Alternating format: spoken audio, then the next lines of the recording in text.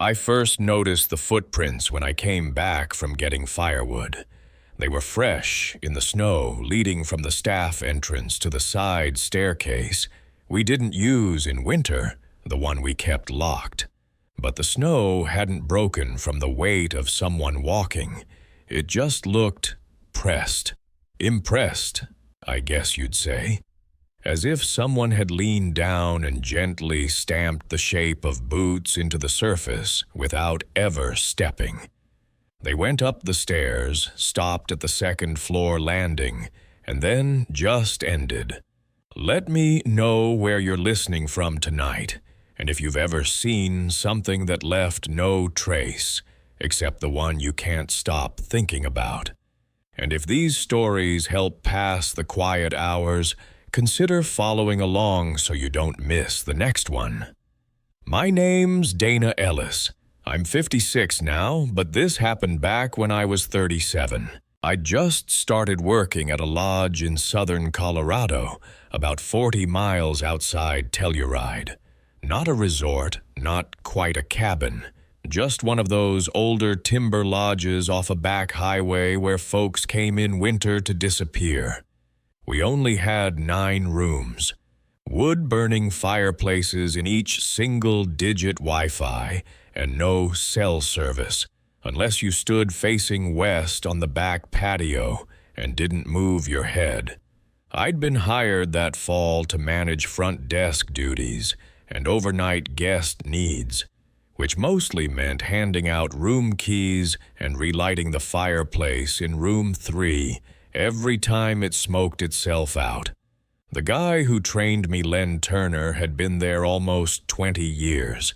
He handled maintenance, drove the snowplow, did the 2 a.m. fire alarm resets when someone cooked bacon too close to the open flame.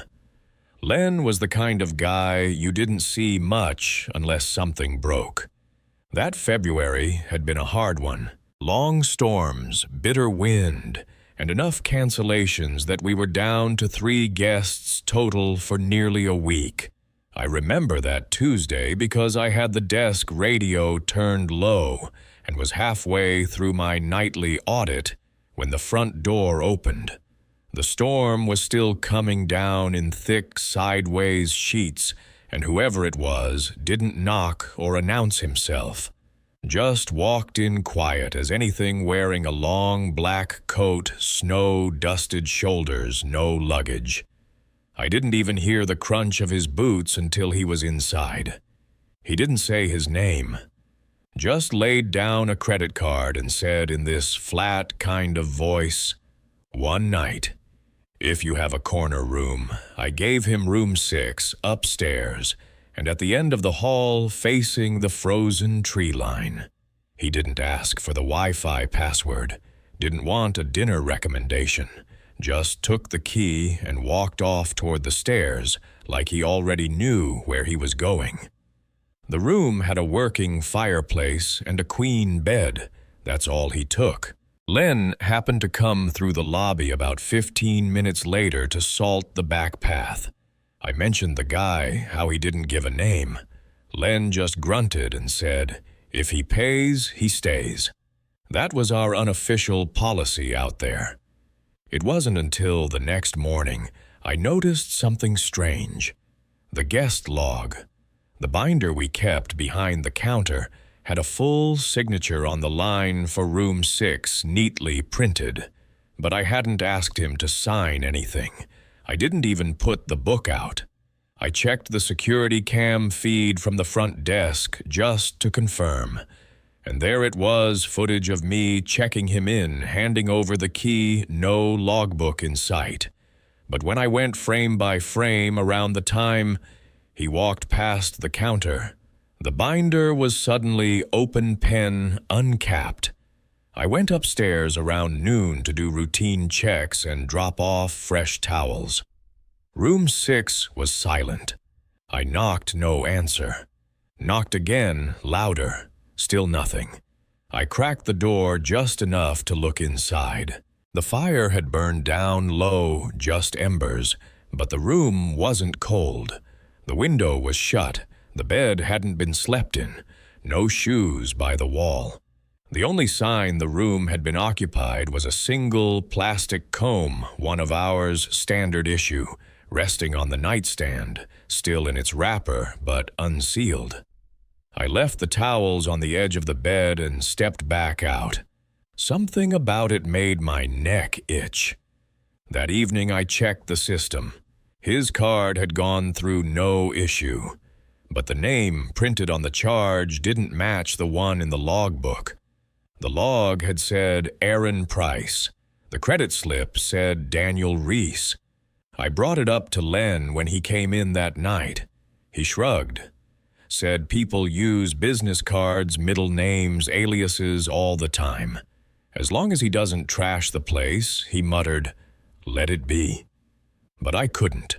That night I woke up around 3 a.m., not to a noise, but to silence, the kind that feels pulled in too tight. I stepped out to the hallway and noticed the stairwell door was ajar, the same one we kept bolted in winter because the outside stairs iced over. I went down to close it, and that's when I saw the prints in the snow, 2 sets of them. One leading down from room 6's patio door, and another smaller pair coming toward it. Bare feet, just 5 toes, one after the other, spaced like a child's. There hadn't been any other guests that night. The couple in room 2 had checked out after dinner. Room 3 was empty. I followed the prints around the back, just a few steps past the plowed edge, and they stopped. No turn, no doubling back, just stopped halfway between the lodge and the tree line. The next morning, room 6 was locked from the inside. No movement. I gave it until checkout, then used the staff override. The fireplace was out, bed untouched, comb gone, towels still folded. But the window was open 2 inches, snow dusting the sill. And drawn into the frost on the inside of the glass was a child's handprint, too small to have been mine. I never saw that man check out. No record of him passing the front desk, no footage from the lobby cams. But the lock turned behind him, and no one else had the key. Len didn't want to talk about it, just told me. Sometimes people check in because they've got nowhere else left to be. Not always your job to figure out why. I stayed on at the lodge another 2 winters, never saw the man again. Never saw another signature in the log. Book that appeared before the binder was even open. But every now and then, when the snow comes in sideways and the road's too quiet, I think about room 6 and the shape of those small, bare feet walking through the snow like it didn't burn. And I wonder what that quiet man had come to meet, or what had come to meet him. I don't usually talk about this. It's one of those memories that makes people squint at you, like they're trying to decide if you're pulling their leg, or if they should be worried. But I remember every sound from that night clear as a bell, especially the way the security door slammed shut behind me when no one else was near it. Back in 2019, I was managing the overnight shift at a third-party logistics warehouse in Allentown. Not a glamorous gig, but it paid solid and kept me off the road after dark, which I preferred. We moved everything from e-commerce returns to big appliance shipments, mostly just sorting, scanning, and staging pallets for outbound trucks. My crew was small, 5 guys, sometimes 6 when we had a new hire to break in, and most nights were quiet enough that you could hear a pallet jack humming clear across the floor. That night in October, it was just me and a new guy named Wesley, a skinny 20-something who'd transferred from the Hazleton site. He was green, but polite. Didn't talk much beyond a yes sir and a nod. I remember it was chilly, low 40s outside, and the warehouse floor never warmed up once you got into the back half near Dock 12. We kept the main floor lights dimmed overnight to save power, just a few sodium floods buzzing down the center aisles, which made the rest of the place feel darker than it really was. Kind of like walking through a hangar with the corners swallowed in shadow. Wesley had taken his break around 2:15 a.m. I was on the mezzanine doing cycle counts when the motion alert pinged from the exterior door by Bay 9.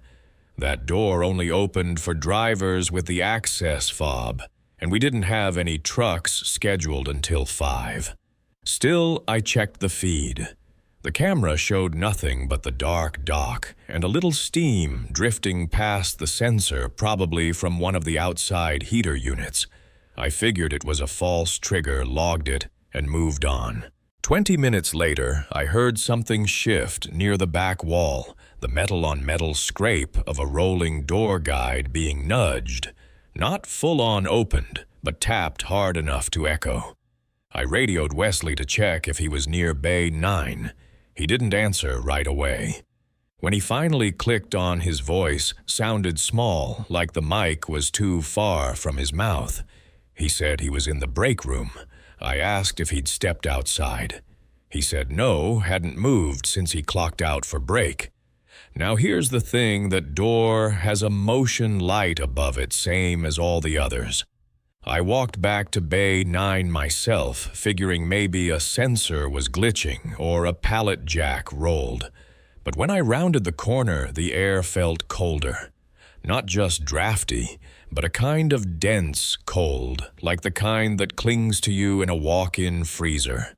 The motion light was on, and the dock plate was lowered.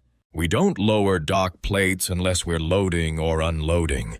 And even then, you've got to drop it manually with the hydraulic control. I checked the panel. No error lights. But the door itself, the roll-up steel, was down and locked. Looked normal. Just the plate hanging out like we'd been prepping.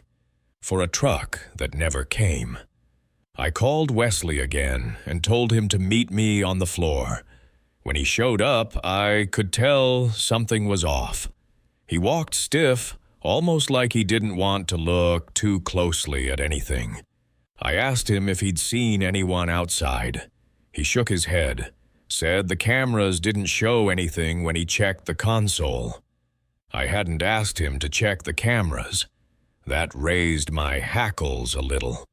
We walked the floor together, checked every bay door, every emergency exit, even the side stairwell that no one ever used. Nothing seemed disturbed. But as we were finishing the round, Wesley stopped and asked if we kept old uniforms anywhere. I told him no. Why? He hesitated and said he thought he saw someone by Bay 12 when he came out of the break room wearing one of the old red vests we phased out years ago. Said he only saw the back of him. Thought maybe it was a manager doing a pop-in. But no managers came at that hour, and we hadn't used red vests since before I transferred there. We checked the security feed again. Nothing but the two of us. No movement, no third person, no red vest. But when I scrubbed back to 2:18 a.m., just for the hell of it, I caught something strange. There was a single frame, not even a second long, where the dock light near Bay 12 flared bright like it had been triggered by motion, then cut out again. No body, no shape, no footstep. Just the sudden bloom of light and gone. The building felt different after that, harder to explain, like the silence wasn't empty anymore. I sent Wesley home early, told him I'd finish out the shift. He didn't argue, just left without saying much. Around 3:30 a.m., I was walking past the inner control panel when the roll-up door by Bay 9 started rising on its own. It made that low, grinding noise it always did, but the green light never came. on the one that signals an override or manual access. I pressed the emergency stop and the door froze halfway open. I went to check the outside monitor again. Nothing but blacktop and steam. When I came back, the door was fully open. That's when I called it in. Officer Brewster showed up about 20 minutes later, local patrol. I knew him a little. He used to work security detail before joining the force. We did a sweep of the building together, found no signs of forced entry.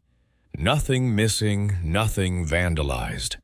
But right by Bay 9 on the inside wall near the fire hose cabinet, we found a strip of tape, red cloth tape, the kind we used to mark restricted pallets back before the rebrand, the kind that matched the old uniforms.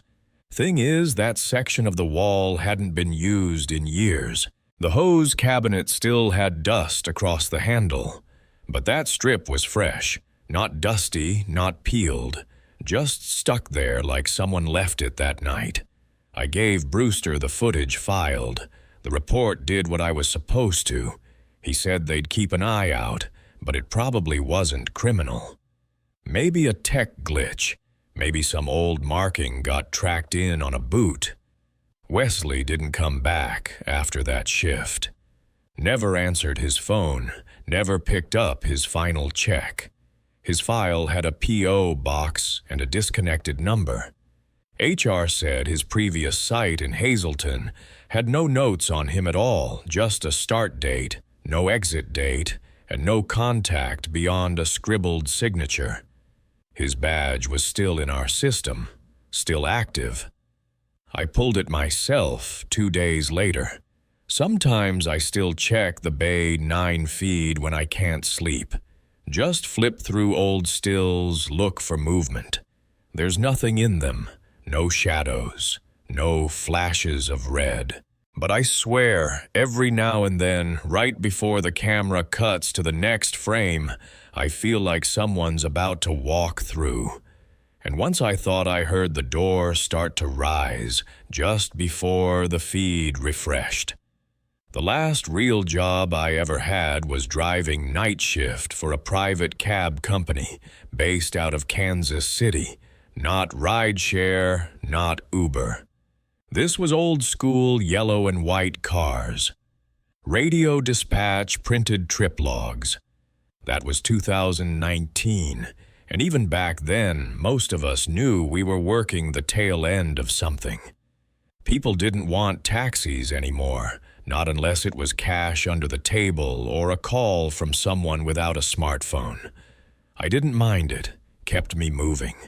I liked the quiet of the night routes, the hours when most of the city felt hollowed out.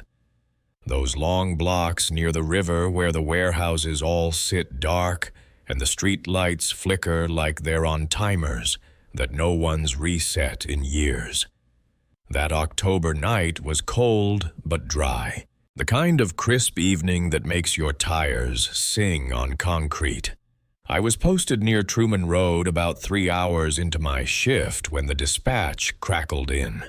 A single fare male, early 40s, requesting pickup from a closed distribution center just off 18th. No name, no return number, just an address. The building wasn't one I recognized.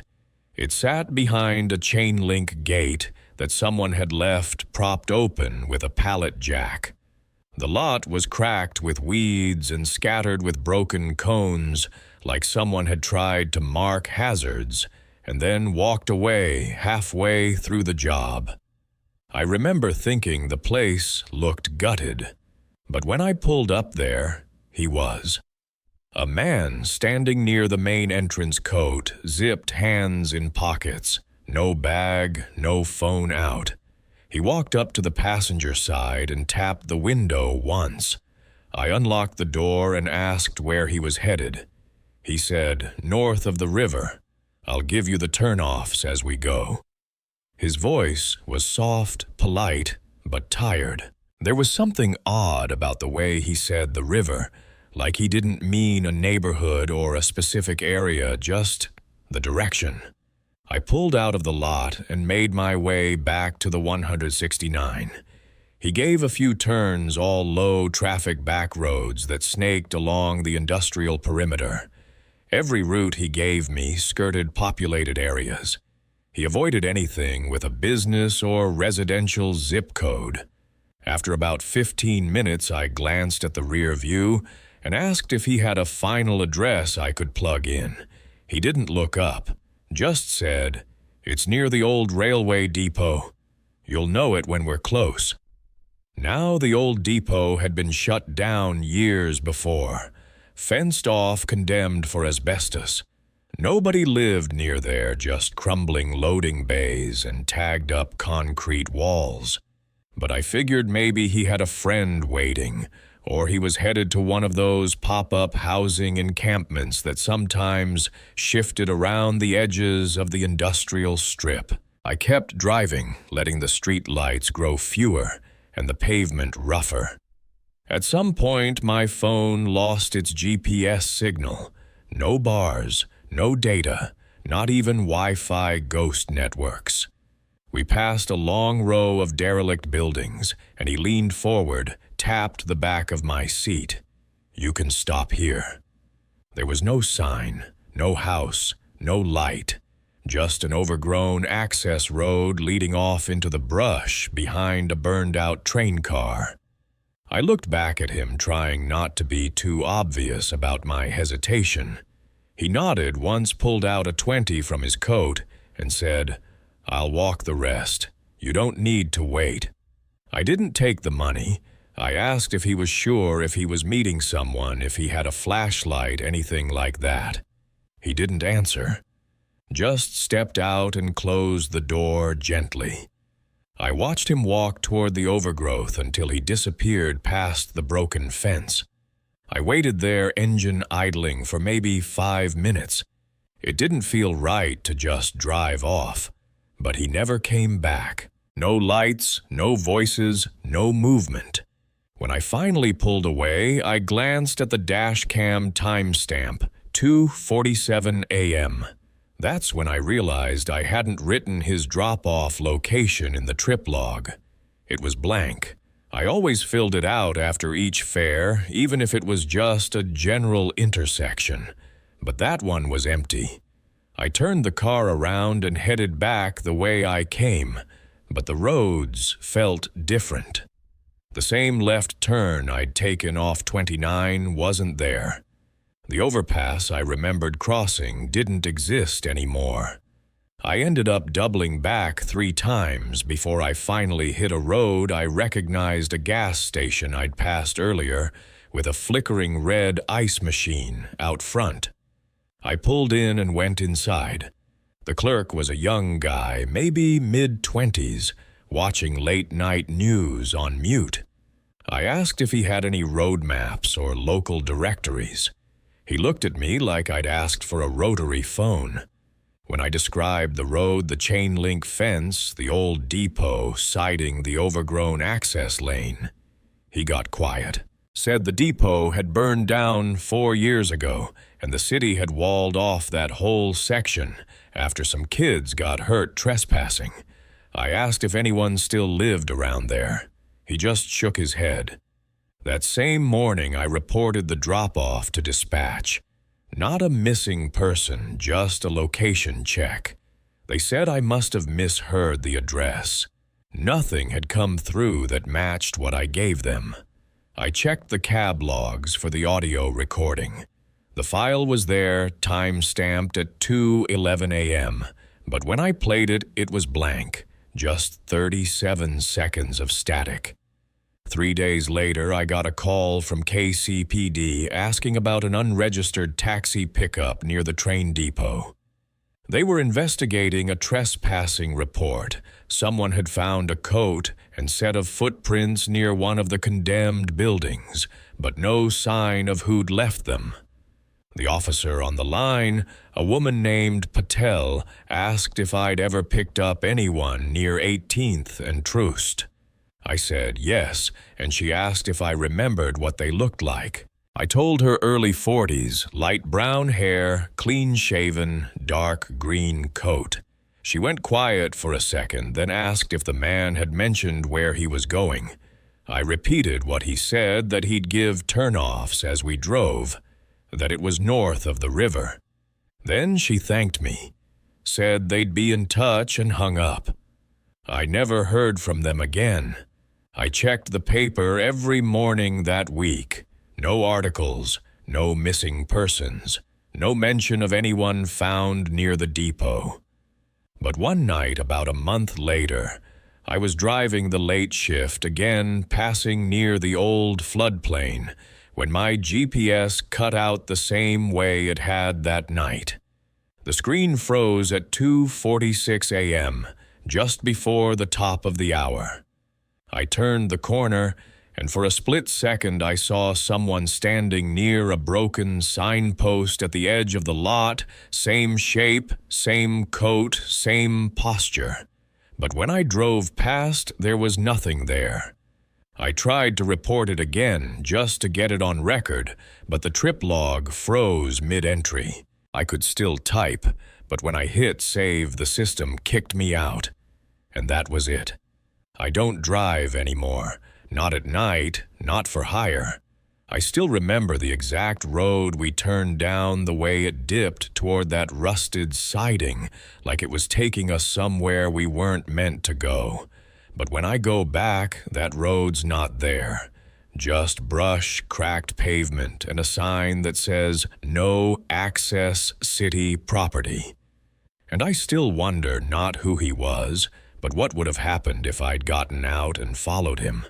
I don't usually talk about that year, not because it was tragic or anything dramatic like that, more because something about it just never settled. You can brush off bad roommates, or a weird landlord, or even the occasional noise complaint. But sometimes something sticks with you in a way that doesn't have a label. It just keeps looping in your head like a glitch in a video file. Back in 2016, I was 19 and in my second year of college, not far from Detroit, one of those commuter schools tucked into a patch of older residential neighborhoods. I couldn't afford dorm housing, so I ended up renting a small studio in a boxy red brick complex about 2 miles from campus. Nothing fancy, concrete hallways, scuffed beige doors. One laundry room with a flickering motion sensor light. It was quiet for the most part, mostly grad students and some older tenants who kept to themselves. My unit was 1C ground floor, across from a guy who lived in 1A. I never got his name. He was probably late 50s, maybe early 60s, always wearing the same forest green windbreaker no matter the weather. Thin, pale, with a kind of stiff way of walking, like his shoulders didn't quite know how to relax. I never saw him carry groceries or packages, just in and out morning and night, always locking the door twice. The hallway echoed badly, high ceilings and cheap flooring, so even quiet movements traveled. That meant I always heard when someone was walking past my door. But for months, the only footsteps I ever heard were my own and his. Then one night in October, I woke up around 2:30 a.m. to the sound of knocking. Not on my door, but just down the hall. Rhythmic, steady. 4 knocks, then silence, then again. I sat up in bed, heart racing. I figured someone was at the wrong unit or drunk and lost. But when I looked through the peephole, no one was in the hallway. I chalked it up to a dream and went back to bed. But it happened again the next night. Same time, just before 2:15, soft knocking from somewhere near Unit 1A. This time I didn't open the door. I just lay there listening. After about 5 minutes, it stopped. Over the next few weeks, it became almost routine. Never every night, more like every third or fourth, but always at the same time. Window. Always the same knock pattern. Always silence afterward. One night I finally got the nerve to look again. I turned off all the lights, cracked my door open an inch, and watched through the gap. There was someone standing outside 1A. Not the neighbor. This man was younger, maybe 30s, wearing a dark coat hood pulled up. He wasn't moving. Just standing there, hand raised like he was about to knock again, but waiting for something first. I didn't breathe, didn't blink. After what felt like a minute, he knocked once, not 4 times, just one, and walked away. I waited until morning, then tried to talk to the guy in 1A. I knocked during the day twice, no answer, but I could hear movement inside. By November, the hallway had started to feel different, like I was being watched when I came home.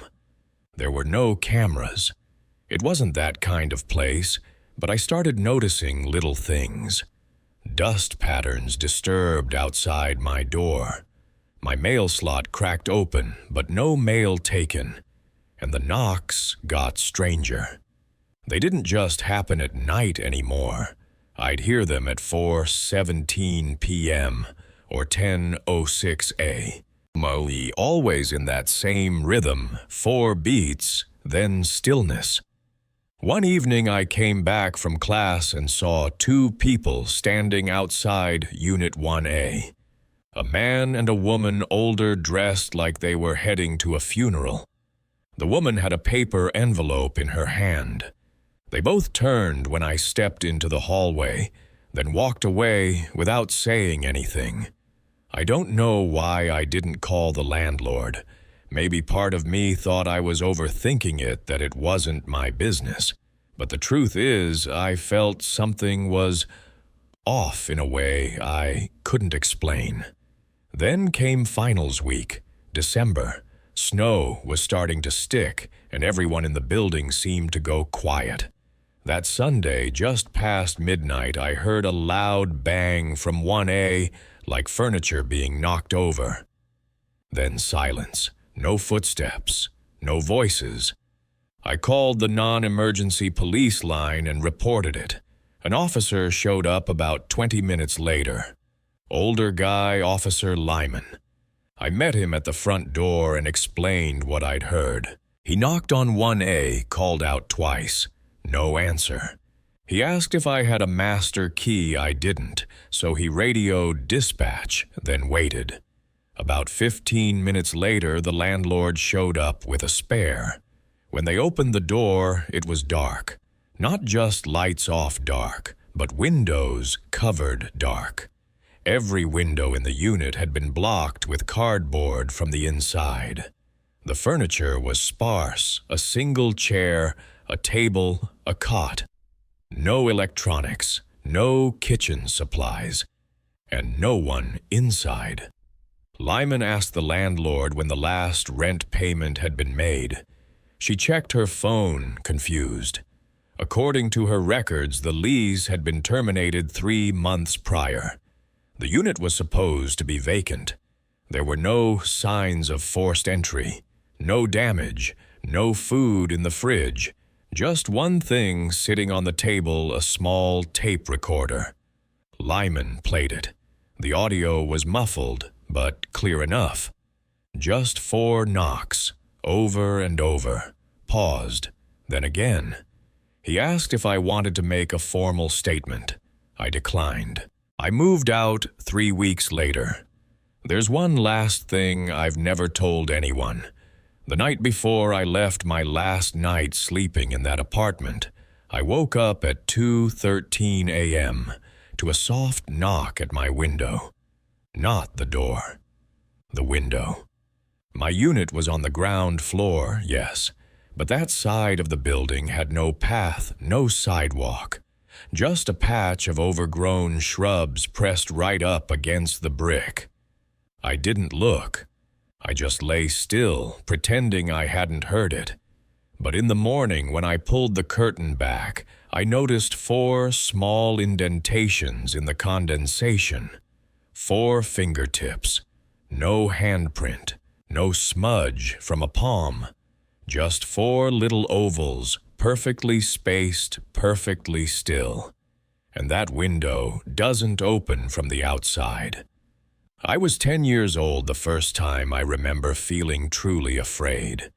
Not just startled or overwhelmed the way kids get at loud places or during thunderstorms, but the kind of fear that makes you go quiet inside. The kind you don't understand, yet only obey. My brother and I were flying from New York back to Raleigh after visiting our dad. It was spring break, and our mom had packed us neatly and early. That morning, him in a windbreaker that smelled like grass, and me in the hoodie with the little bear ears on the hood. She walked us all the way to the gate, gave us each a juice box, and reminded my brother to keep an eye on me before hugging us both a little too tightly. Then she left. We were old enough to fly unaccompanied, at least by airport rules. But that day taught me those rules don't always mean much. Our gate was tucked at the far end of one of those dull, carpeted terminals at LaGuardia. Everything smelled like coffee and tired people. We were early, so my brother sat down near the big windows, popping in his headphones and zoning out with his Walkman. I asked if I could go get a magazine from the rack near the newsstand, and he said, sure, just stay where he could see me. The rack was maybe 30 feet from where he sat near a vending machine that was humming too loudly. I was standing there flipping through an old Archie comic when a man in a gray suit approached me. He was tall, not towering, but to a 10-year-old he felt big. His tie had little cartoon airplanes on it, red and blue. He smiled like someone trying to look friendly, not like someone who actually was. He bent slightly at the waist, rested his hand on the edge of the magazine rack, and said something like, "Hey there. Just need to do a quick check, sweetheart. Unaccompanied minor. Right?" He held up a laminated badge on a clip. It said, "Security." In all caps, though the plastic was fogged and scratched like it had been in his pocket too long. I didn't know what to do, but I nodded. He smiled more broadly and told me there was a quick form we had to fill out, something to verify who dropped me off. "Happens all the time," he said. "Just this way, won't take a minute." Then he gestured down the hallway to the right, past a coffee kiosk and a closed gift shop. I looked over at my brother, but he had his head down, music in his ears, tapping his foot on his backpack. The man noticed that. "He's just over there," he said casually. "We'll be right back," before he even notices. "You're being very responsible." I remember that sentence exactly. It sounded like it had been rehearsed. I took one step in the direction he pointed. Just one. And that's when someone else appeared. A man pushing a yellow mop bucket, older, maybe in his 60s, wearing dark green coveralls with a name patch that said Jerome. He was wiping down the tiled area near the restrooms and glanced up as we stepped near. His eyes narrowed when he saw the man's badge. "Where's your supervisor tag?" Jerome asked. Not yelling, just steady. The man with the airplane tie looked annoyed. "It's fine," he said. "Just taking care of a form. Go on back to cleaning, old man." But Jerome didn't move. He stepped forward a little and set the mop aside. "Let me see your credentials again." Slowly this time. I remember the man's face, not panicked, not yet, but his jaw flexed slightly, and his hand lowered the badge. "Look, I work for terminal operations. I don't have time for this." Jerome didn't blink. Either show it again or we go to the counter together. That was when the man stepped back, not hurried, but just far enough to put distance between us. Then he turned and walked briskly, not down the main corridor, but through a side door marked "Service Access Only." It clicked shut behind him before anyone else even noticed what had happened. Jerome turned to me and asked if I was all right. I nodded, too stunned to speak.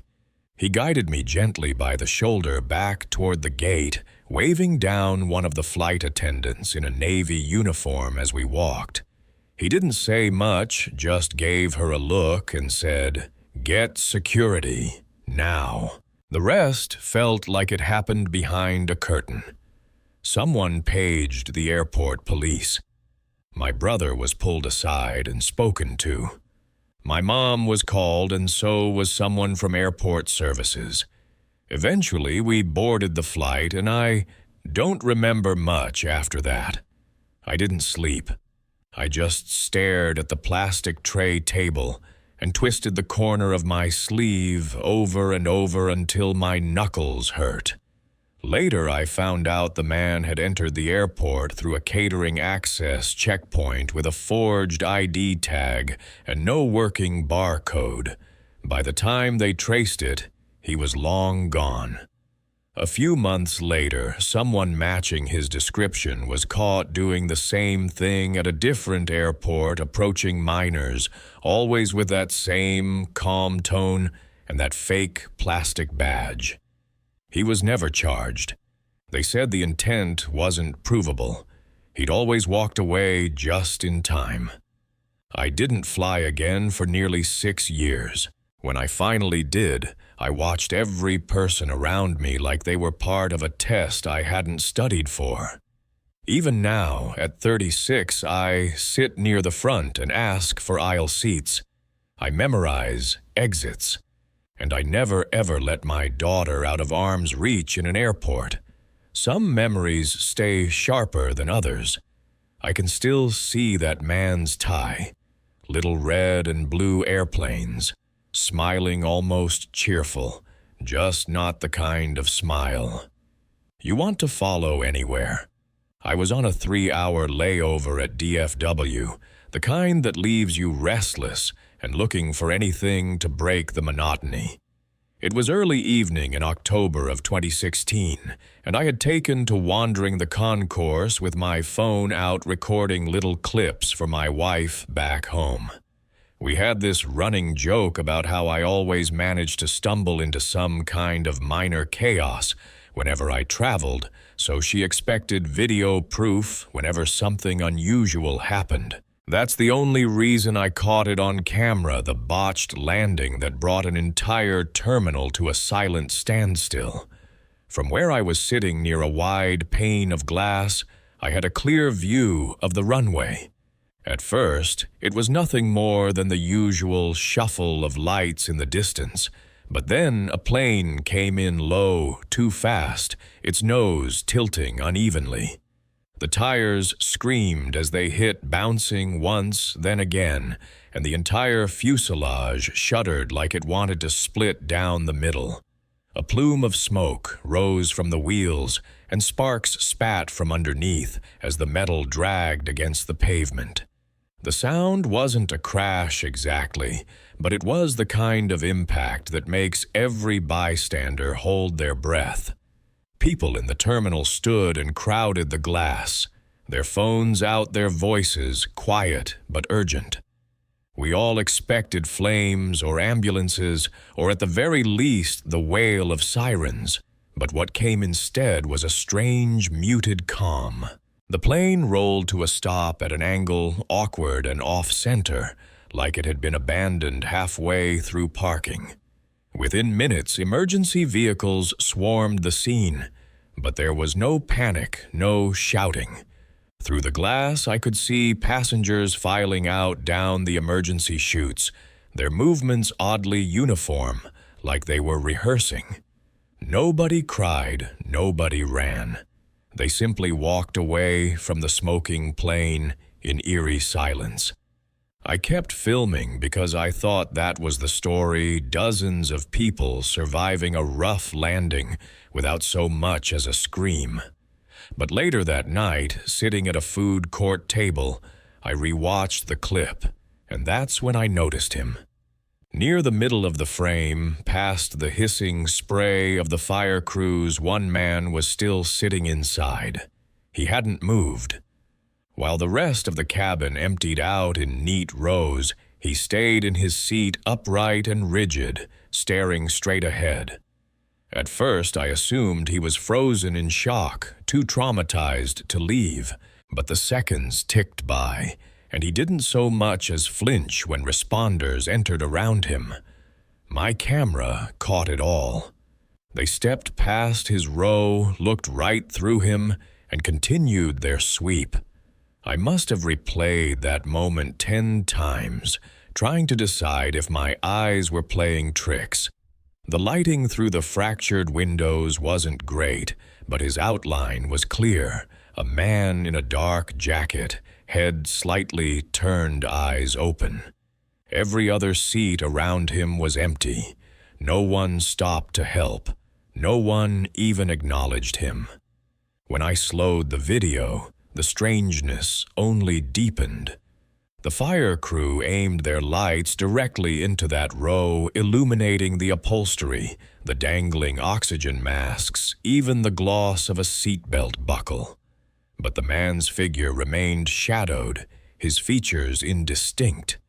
He looked present and absent, all at once, as though he were a detail in the scene that the lens picked up, but the people around him could not. I tried to bring it up to a TSA officer who passed through the food court, holding my phone out, explaining what I had noticed. He brushed me off with the kind of professional politeness reserved for anxious travelers, telling me the incident was under control and no casualties had been reported. His words stuck with me. No casualties reported. Because if that was true, then who had I been looking at? I considered showing the clip to airport police, but something held me back. There was an unspoken rule in that terminal. I could feel it. Everyone had witnessed something off-kilter, but nobody wanted to be the one to point too directly at it. By the time I boarded my connecting flight, I had half convinced myself it was some kind of optical trick. Reflections on the glass, or maybe a freeze-frame effect caused by the low light and the cheap quality of my phone camera. Still, I saved the video and sent a copy to my personal drive. Weeks later at home, I pulled it up again, determined to either debunk it or accept it as a glitch. But what unsettled me most wasn't the man's stillness or the fact that responders seemed to walk past him. It was that each time I replayed the clip, his head appeared to tilt a little more toward the camera. Not much, just a fraction of an inch, but enough to give me the sense that his gaze had shifted. He wasn't staring blindly ahead anymore. He was staring at me. I never shared the footage publicly. I told myself it wasn't my story to tell, that maybe I was overanalyzing grainy pixels. But sometimes when I'm alone in the dark, I can still picture that row of seats, the sagging masks, the damp carpet, and that single upright figure who refused to leave the wreck. People say trauma can freeze you, that the body locks when the mind cannot process. I don't doubt that. Yet something about the way he sat there, calm and untouched, makes me wonder if he hadn't been frozen at all. Maybe he simply never intended to leave. And that thought has stayed with me far longer than the crash itself. I spent the better part of 2011 traveling across Kentucky for contract work, mostly surveying industrial lots and small municipal properties that nobody else wanted to bother with. During one of those stretches, I ended up in Owensboro, and a bad case of food poisoning sent me to the emergency room at the regional hospital just after midnight. I wasn't seriously ill, just dehydrated and shaky, but the doctor recommended I stay a few hours under observation. That is how I came to spend a long, uneasy night in a building that felt quieter than it should have, as though the walls themselves had been emptied of sound. My room was on the second floor down a narrow hall with polished tile that threw back the light in long, warped streaks. A nurse named Elaine checked on me every half hour. She had that brisk, no-nonsense way about her, but whenever she paused near the doorway, I noticed her glancing toward the far end of the corridor, the section that curved into an older wing of the hospital. When I asked what was down there, she said it was storage and unused rooms, but her tone was clipped, and she quickly changed the subject. Around 2 in the morning, unable to sleep, I walked the hall with my IV pole, telling myself the movement might ease the cramps.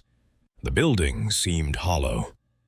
At that hour, the air vents humming just loud enough to remind me of the silence pressing in around them. I paused by a window and looked down into the parking lot, where a lone car idled with its headlights off. It wasn't until I turned back toward my room that I heard the faint crackle of a radio transmission. Hospitals use handheld radios constantly, so at first I thought nothing of it. But this one had a strange, drifting quality, like it was traveling from a distance it had no right to cover. The words came softly through the static, unmistakably, a child's voice asking over and over for someone named Daniel.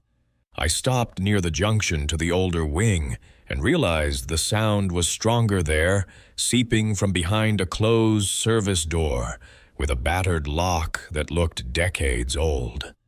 I should have walked back, but the unease that held me felt different from fear. It was curiosity edged with something I couldn't quite name. The door wasn't latched properly, and when I nudged it, it swung inward with a reluctant groan. The hall beyond was dark, except for one flickering bulb halfway down, and it smelled faintly of dust and disinfectant left to sour in the vents.